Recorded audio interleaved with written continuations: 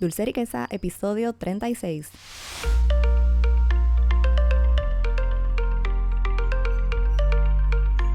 Hola, mi nombre es Edielis García y te doy la bienvenida a Dulce Riqueza, un espacio que he creado para ti, donde hablaremos de recetas, tips, precios y de cómo puedes tener un dulce emprendimiento en este hermoso arte.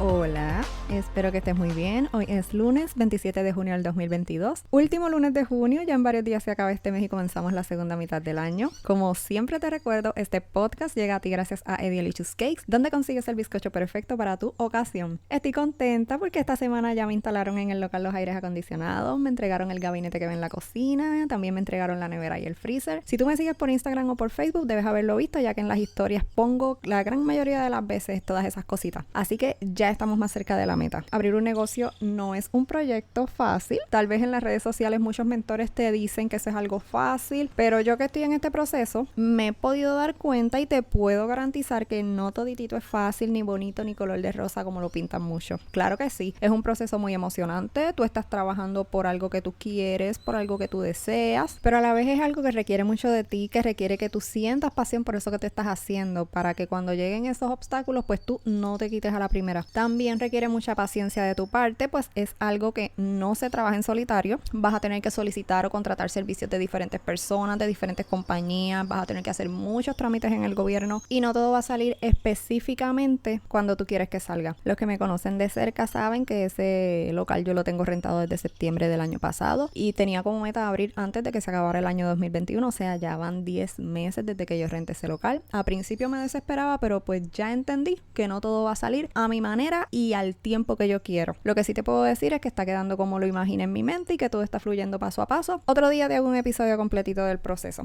Ahora vamos al episodio de hoy. Esta semana hubo 2 chicas, oyentes de este podcast, que me escribieron y me hicieron preguntas parecidas. La duda de ambas era relacionada a que el bizcocho no se le estaba horneando correctamente. Una tenía dudas con bizcocho, otras con cupcakes, pero la pregunta era básicamente la misma. Así que en este episodio te quiero hablar de ciertas cosas que pudieran ser las causantes de que cuando tú pongas mezcla al horno no se hornee correctamente. Vamos a la primera. La temperatura incorrecta del horno. Yo siempre te voy a recomendar que tú compres un termómetro de horno y lo tengas adentro del horno, ya que puede que afuera tu horno diga que está a 350 grados, por darte un ejemplo, y adentro tenga otra temperatura. Y de la única manera que tú puedes saber eso es poniendo un termómetro adentro. Ese tipo de termómetro básico que te puede funcionar perfectamente lo puedes conseguir en cualquier tienda por departamento, en la parte de cocina, y puede que no te cueste ni $10. Otro error que pudieses estar cometiendo es abrir el horno mientras horneas. Esto es un no, pero un no bien grande. Quizá tú vas a tener curiosidad de ver cómo va el bizcocho, pero no se te ocurra abrir el horno. El proceso de hornear requiere que la temperatura dentro del horno sea constante. ¿Qué pasa? Cuando tú abres el horno, sale aire caliente y entra aire frío. Y en cuestión de segundos se te va a dañar lo que tú tengas ahí adentro horneándose. ¿Ok? Pues no se va a abrir el horno. Otro error es no precalentar el horno. El horno se puede tardar aproximadamente 15 minutos en llegar a la temperatura que tú le pusiste. Si, por ejemplo, tu receta dice que se hornea a 350 grados, tú tienes que asegurarte que al momento que tú metas al horno, sea el bizcocho, los cupcakes, las galletas, lo que sea que tú vayas a hornear, ya ese horno tenga 350 grados. Por eso nunca tú debes meter algo al horno sin antes haberlo precalentado y que ya el horno tenga la temperatura a la que tú vas a hornear. Otro error puede ser el tiempo incorrecto al hornear. Usualmente las estufas tienen timer. Úsalo siempre para que te asegures de que horneaste por el tiempo que dice tu receta. Si tú no tienes un timer, pues puedes comprar uno en una tienda por departamento, al igual que te hablé del termómetro, lo puedes conseguir en la parte de cocina, y así siempre te vas a asegurar que si tu receta dice 1 hora, tú estás horneando por 1 hora y no estás horneando por un tiempo aproximado de 1 hora. Otro error puede ser que tus materiales, tus herramientas de trabajo estén mojadas, húmedas o sucias. Cuando te hablo de materiales, pues me puedo referir a la batidora, a las espátulas, todo lo que tú vayas a usar para hacer tu mezcla. Si tú lavaste el bowl de la batidora antes de empezar la mezcla, asegúrate que está completamente seco, pues si tú lo dejas húmedo o con agua, eso es agua que tú le vas a estar añadiendo a la mezcla y no la lleva.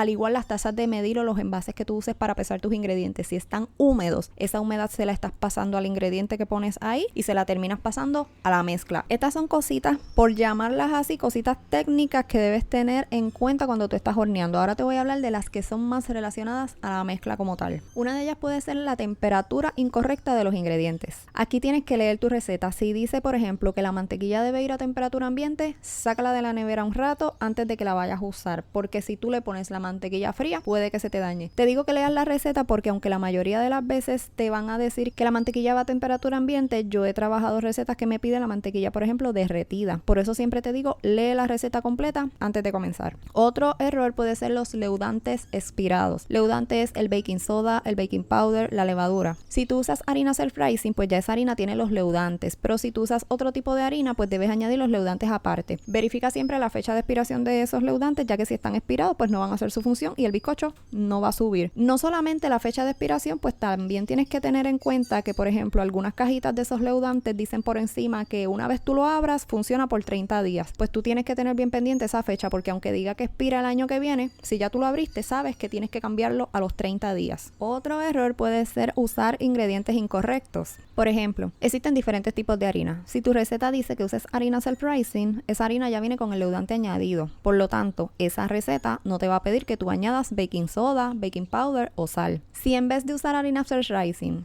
usas harina todo uso, no le vas a añadir leudante porque la receta no lo pide, pues la receta no te va a salir. O si la receta dice que uses harina todo uso y usaste harina fuerte, pues puede que tampoco te quede bien la receta. Por eso siempre tienes que usar el ingrediente que te dice la receta. Si te dice self-rising, usa self-rising. Si te dice que vas a usar todo uso y le vas a añadir el leudante, pues usa todo uso. A menos que ya tú estés en un nivel más avanzado y que tú sepas cuánto leudante lleva cada taza de harina y no tienes self-rising, pero tienes todo uso y sabes cuánto leudante le tienes que añadir, pues puedes hacerlo de esa manera, pero ahí tienes que saber ya las medidas que vas a utilizar, porque la receta, como te decía harina self-rising, no te va a decir qué cantidad de leudante le vas a añadir. Ahí ya tú tienes que saber cuánta cantidad de leudante lleva cada taza de harina todo uso. Otro error también puede ser pesar o medir los ingredientes de manera incorrecta. Hay tazas para medir líquidos, hay tazas para medir sólidos. Las tazas que tú uses para medir harina y azúcar no van a ser las mismas tazas que tú vas a usar para medir leche o para medir agua. También si tú usas equivalencias, las equivalencias de los líquidos no son las mismas equivalencias en los sólidos. También eso es algo que tienes que tener pendiente cuando tú estás midiendo o pesando ingredientes. También cuando tú estás midiendo ingredientes secos en tazas o cucharas, tienes que llevarlos al ras. No te pueden quedar montañitas de ingredientes por encima porque le estarías echando de más. Si tú le pones a la receta de más o de menos de algún ingrediente, se te puede dañar. Otro error que puedes estar cometiendo es que echas los ingredientes de cantazo o fuera del orden que te dice la receta. Lee siempre la receta. Mira, si la receta dice pon la mantequilla y bátela por 5 minutos a velocidad 4, luego incorpora azúcar en forma de lluvia y al pasar 5 minutos más echa los huevos uno a uno. Pues ¿tú qué vas a hacer? Pues tú vas a batir la mantequilla por 5 minutos a velocidad 4, luego le vas a poner el azúcar en forma de lluvia por 5 minutos más, vas a batir y luego vas a poner los huevos uno a uno. ¿Por qué? ¿Qué pasa si en lugar de hacerlo así, tú metes todos los ingredientes de cantazos a la batidora o en otro orden que no es el que dice la receta? Pues que no se van a unir correctamente. La razón por la cual se añaden los ingredientes de esa manera es para lograr que se unan. Me imagino que has oído por ahí que el agua y el aceite no se mezclan. Pues mira, la mantequilla es grasa y el azúcar es líquido. Por naturaleza eso no mezcla. Pues por eso es que los ingredientes tienen un orden y un tiempo de batición para lograr que en esa mezcla del bizcocho el agua y el aceite se unan y te quede una mezcla homogénea, no una mezcla separada. Otro error también puede ser batir la harina por mucho tiempo. Mira, cuando tú incorporas la harina a la mezcla, la bates a la velocidad más baja que tenga la batidora y lo haces por poquitito tiempo.